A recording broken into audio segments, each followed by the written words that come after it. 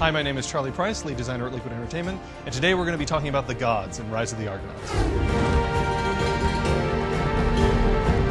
In Rise of the Argonauts, Jason has 4 patron deities that watch over him over the course of the game. Ares, Athena, Apollo, and Hermes. And each one of those gods has sort of its own individual demeanor and attitude. Ares is the god of war, the chariot rider, stout-hearted Ares. Every single time you make a dialogue choice that's aligned with Ares, you're really, again, taking more of that sort of aggressive, confrontational approach. So Ares is about facing your problems head-on, speaking with your fists, sorting things out later. In combat, Ares is the god of the mace. Each one of our gods is aligned with one of Jason's weapons, one of the ones that he wields in combat. And so all of the abilities that Ares gives you in combat are helping you reinforce sort of this notion of wading into battle, sort of having no concern for your own well-being and just striding in there, taking a few hits as you go, but you're just going to brain this guy and send him flying. Hermes is a little bit different. He's kind of the opposite of Ares. Hermes is the messenger god. He's the god of swiftness. He's the god of travelers.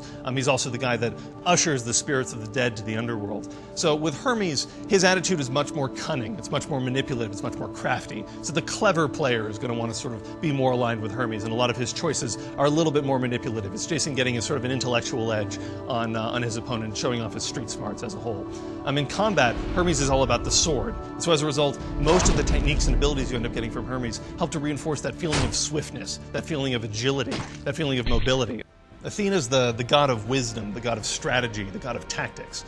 When you make an Athena choice, it's really you're being more judicial about the scenario. You're going to judge this person one way or the other. Either they're just and deserve to be rewarded, or they deserve to be punished for their actions. So a little more cut and dry.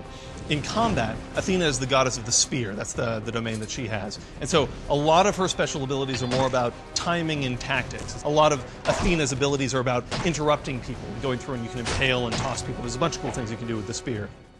Apollo is the god of the sun, but he's also the god of knowledge and philosophy and the arts and everything else as well. When you're making an Apollo choice, generally it's more compassionate, it's more empathetic, and in doing so, you show yourself as more of a compassionate king, more of the people's king. In combat, Apollo is the god of the shield. Now, oftentimes you see shield and you hear the term shield and you just imagine it's just sort of something that you're hunkering down behind. Jason's able to use his shield offensively as well. You'll notice there are instances in the game where you can go through and you can impale a guy with your spear and then step forward with your shield and cut off their head. So there's a lot of cool moments that Jason has where he uses his shield aggressively as well as defensively. So that's really what Apollo is all about in a nutshell.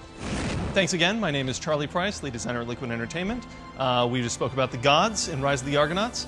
Be sure to go ahead and check it out, fall 2008 on Xbox 360, PS3, and PC.